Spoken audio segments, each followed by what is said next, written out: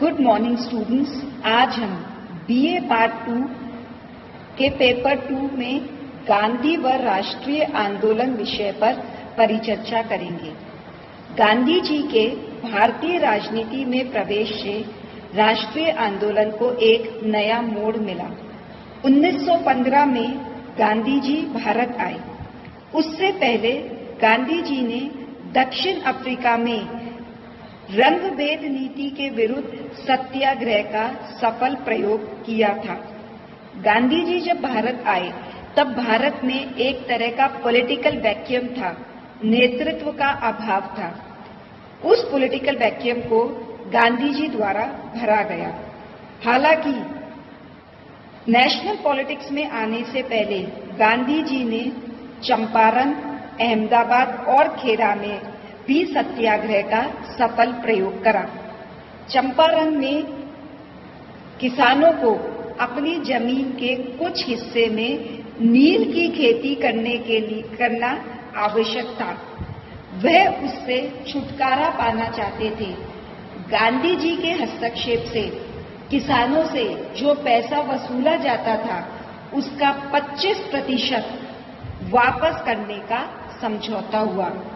अहमदाबाद में मिल मजदूरों के बोनस को लेकर मतभेद था और गांधी जी के कारण मिल मजदूरों को 35% बोनस मिला। खेड़ा में किसानों से लगान वसूली के संदर्भ में संघर्ष था और वहां अंततः सरकार को यह मानना पड़ा कि उन्हीं किसानों से लगान वसूला जाए जो लगान देने की स्थिति में है। प्रथम विश्व युद्ध के दौरान गांधी जी ने ब्रिटिश शासन का सहयोग किया था और ब्रिटिश सरकार के युद्ध में जन और धन से पूरी सहायता करने की अपील भी की थी। शासन ने गांधी जी को उनके कार्यों के कारण केसरे हिंद की उपाधि भी प्रदान की थी, किंतु प्रथम विश्व युद्ध के बाद की घटनाओं से गांधी जी जो थे वह सहयोगी से असहयोगी हो गए और उन्होंने ब्रिटिश सरकार के विरुद्ध असहयोग आंदोलन की शुरुआत की। क्या कारण रहे या ऐसी क्या पृष्ठभूमि थी जिससे कि गांधी जी को असहयोग आंदोलन की शुरुआत करनी पड़ी? उसकी अगर हम बात करें कारणों की, तो पहला था रोलेट अधिनियम। प्रथम विश्व युद्ध के बाद ब्रिटिश सरकार ने रोलेट एक्ट पारित करा, जिसमें किसी भी व्यक्ति को गिरफ्तार कर उसे मनमाने समय तक नजरबंद किया जा सकता था। मोतीलाल नेहरू के शब्दों में इस एक्ट ने अपील, वकील और दलील की व्यवस्था का अंत कर दिया। इस एक्ट का देशव्यापी विरोध किया गया।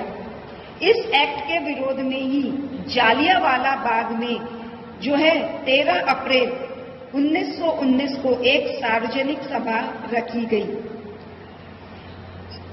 इस जनरल डायर द्वारा इस सभा में लोगों को बिना चेतावनी दिए अंधाधुंध गोली चला दी गई। परिणाम स्वरूप बहुत बड़ी संख्या में व्यक्ति मारे गए। सरकारी आंकड़ों के अनुसार 379 लोगों की मृत्यु हुई और 200 घायल हुए, जबकि वास्तविक संख्या इससे कहीं ज्यादा थी।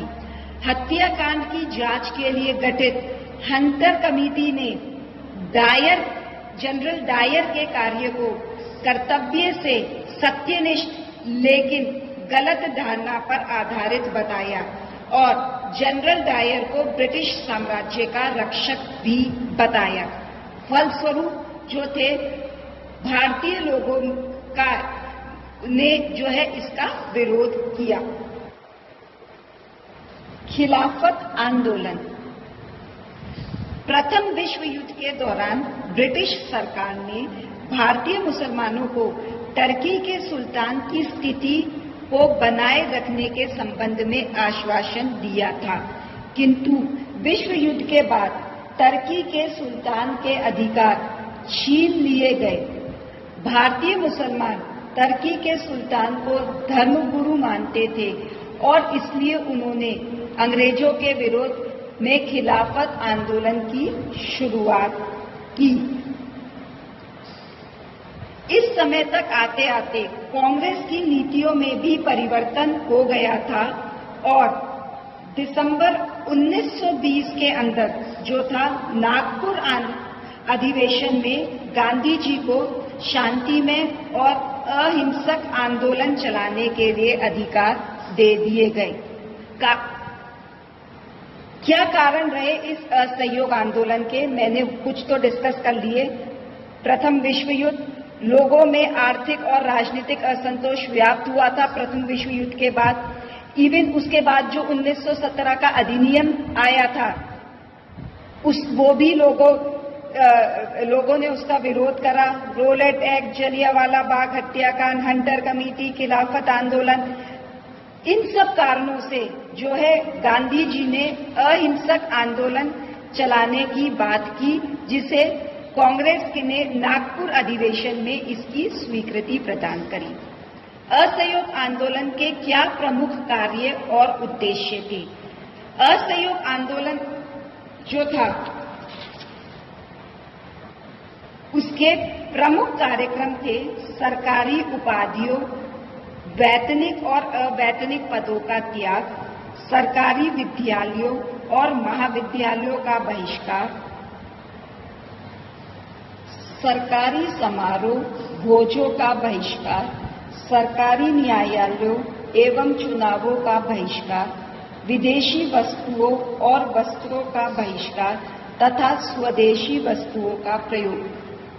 इन निषेधात्मक कार्यक्रम के साथ साथ असहयोग आंदोलन के कुछ रचनात्मक और सकारात्मक कार्यक्रम भी थे, जैसे राष्ट्रीय शिक्षण संस्थाओं की स्थापना, स्वदेशी का प्रचार, हथकरघा और बुनाई उद्योग की पुनर्स्थापना, सामाजिक कुरीतियां जैसे अस्पृश्यता का अंत, हिंदू मुस्लिम एकता आदि। इस असहयोग आंदोलन का देश में जो है बहुत प्रभाव पड़ा और आंदोलन की शुरुआत में ही गांधी जी ने केसरे हिंद की उपाधि वापस कर दी। जमनालाल बजाज ने राय बहादुर की उपाधि और टैगोर ने सर की उपाधि का त्याग कर दिया।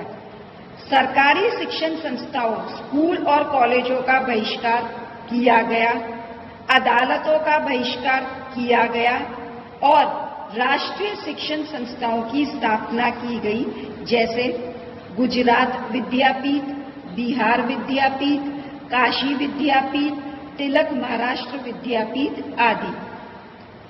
वकीलों द्वारा अपनी वकालत छोड़ दी गई, जिसमें जो प्रमुख नेता थे जैसे मोतीलाल नेहरू, जवाहरलाल नेहरू, लाला लाजपत राय, चित्तरंजन दास आदि। विदेशी वस्तुओं का न केवल बहिष्कार किया गया वरन उनकी होली भी जलाई गई।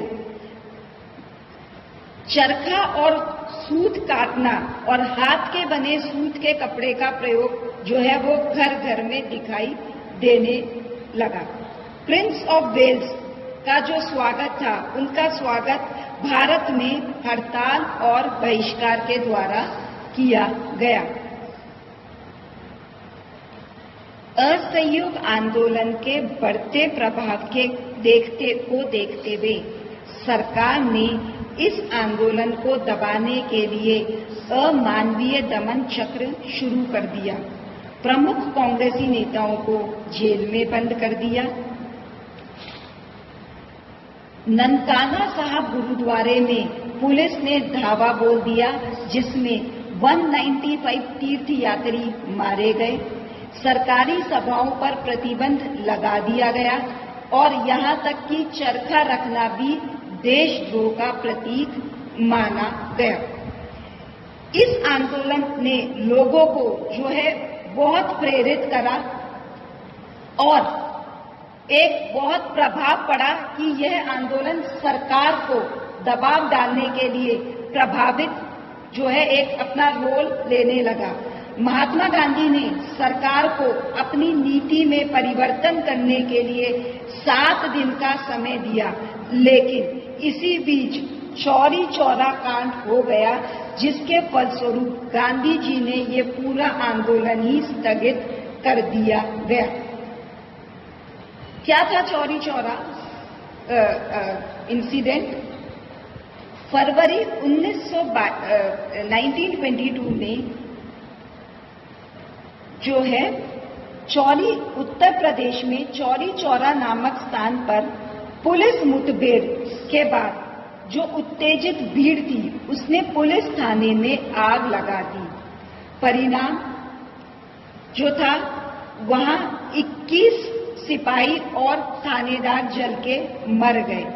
अहिंसक गांधी जो थे हिंसा के इस रूप को सहन नहीं कर पाए और प्रमुख नेताओं के विरोध के बावजूद, जैसे चित्तरंजन दास, सुभाष चंद्र बोस, लाला लाजपत राय आदि नेताओं के विरोध के बावजूद भी उन्होंने 11 फरवरी 1922 को यह आंदोलन स्थगित कर दिया गया। आंदोलन को स्थगित करने से अन्य नेताओं ने इसका तीव्र विरोध किया। लाला लाजपत राय ने तो यहाँ तक कहा कि किसी एक स्थान के पाप के लिए सारे देश को दंड देना उचित नहीं है। सुभाष चंद्र बोस ने सामान्य भावना को व्यक्त करते हुए कहा, ठीक उस समय जबकि जनता का उत्साह चरम उत्कर्ष पर था, वापस लौटने का आदेश देना राष्ट्रीय दुर्भाग्य से कम नहीं था। आंदोलन के स्थगित होने से हिंदू मुस्लिम एकता पर भी विपरीत प्रभाव पड़ा। हम इस आंदोलन की कमियों की अगर पर परिचर्चा करें तो इस आंदोलन की अपनी कुछ कमियां थी। इनमें से प्रमुख थी कि इस आंदोलन ने, असहयोग आंदोलन ने धर्म और धार्मिक कट्टरता का राजनीति में प्रवेश कर दिया। एक्चुअली इस आंदोलन ने, असहयोग आंदोलन ने खिलाफत आंदोलन को जोड़ दिया गया। इससे फॉर द टाइम भी तो ये रियलाइज हुआ कि हिंदू मुस्लिम एकता की स्थापना हुई, लेकिन लेटर ऑन जो है इसने हिंदू मुस्लिम तनाव का रूप ले लिया और आने वाले समय पर सांप्रदायिक दंगे हुए। यह आंदोलन बिना पर्याप्त तैयारी एवं प्रशिक्षण से शुरू किया गया था। शुरू करने के बाद इस आंदोलन को एकाएक वापस लेना जनता में घोर निराशा और निरुत्साहित करा उसने जनता को। अगर मैं कहूं तो उसका जो एक मनोवैज्ञानिक जो एक प्रेशर पड़ा वो बहुत नेगेटिव इम्पैक्ट पड़ा जनता पर। यहां तक कि ब्रिटिश शासन जो कि कुछ सुधार करने का इरादा बना चुकी थी, उसने इसको एकाएक वापस लेने से वो सुधार भी उसने नहीं इंट्रोड्यूस करी। और इसी कारण भारतीय राष्ट्रीय नेताओं द्वारा इस आंदोलन को स्थगित किए जाने पर अप्रसन्नता व्यक्त की गई। यह जो आंदोलन जो एकाएक स्थगित किया गया, इससे जो है लोगों में घोर निराशा तो व्याप्त हुई और यह भी माना गया कि यह आंदोलन विफल हुआ। लेकिन इस आंदोलन का अपना एक महत्व था। चूंकि इस आंदोलन में अपनी कुछ कमियां थी और विफल भी रहा, लेकिन फिर भी इसके महत्व को नकारा नहीं जा सकता। कूपलैंड के अनुसार महात्मा गांधी ने राष्ट्रीय आंदोलन को क्रांतिकारी आंदोलन में परिवर्तित कर दिया। स्वदेशी व राष्ट्रीयता का प्रचार हुआ और आंदोलन थोड़े समय में ही थोड़े लोगों तक सीमित न रहकर जन जन तक पहुंच गया। सरकारी सत्ता की अस्वीकृति तथा अत्याचारी कानूनों का विरोध किया जाने लगा। बेसिकली इस आंदोलन ने राष्ट्रीय आंदोलन को जन आंदोलन बना दिया। असहयोग आंदोलन ने जनता में अदम्य साहस, आत्मविश्वास और निर्भयता की भावना पैदा की। इसने राष्ट्रीय चेतना के साथ साथ सामाजिक कुरीतियां जैसे अस्पृश्यता आदि के विरुद्ध भी चेतना जागृत की। साथ ही इसने स्वदेशी व अन्य रचनात्मक कार्यक्रम की भी शुरुआत की। चरखा, खादी अब राष्ट्रीय भावना के प्रतीक बन गए और हथकरघा वस्त्रों का महत्व बढ़ा, जिससे इससे जुड़े व्यक्तियों को आर्थिक लाभ भी हुआ। ब्रिटिश शासन के अत्याचार का जो विरोध था, इस आंदोलन में वह भी लोगों ने सीखा।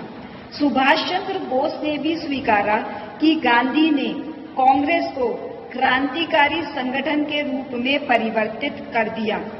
कूपलैंड के अनुसार उन्होंने राष्ट्रीय आंदोलन को क्रांतिकारी ही नहीं अपितु लोकप्रिय भी बनाया। हालांकि असहयोग आंदोलन स्थगित हो गया और गांधी ने आंदोलन की जो कार्रवाई थी उसमें से दूर रहकर रचनात्मक कार्यक्रम अपनाया। लेकिन इस आंदोलन ने आने वाले समय में सविनय अवज्ञा आंदोलन की नींव रखी और गांधी ने इसके बाद जो है हम जो कहते हैं सिविल डिसोबीडियंस मूवमेंट में नेतृत्व प्रदान किया। आशा करती हूँ ये आज जो हमने असहयोग आंदोलन पर जो परिचर्चा करी वो आपको समझ में आया होगा। Thank you.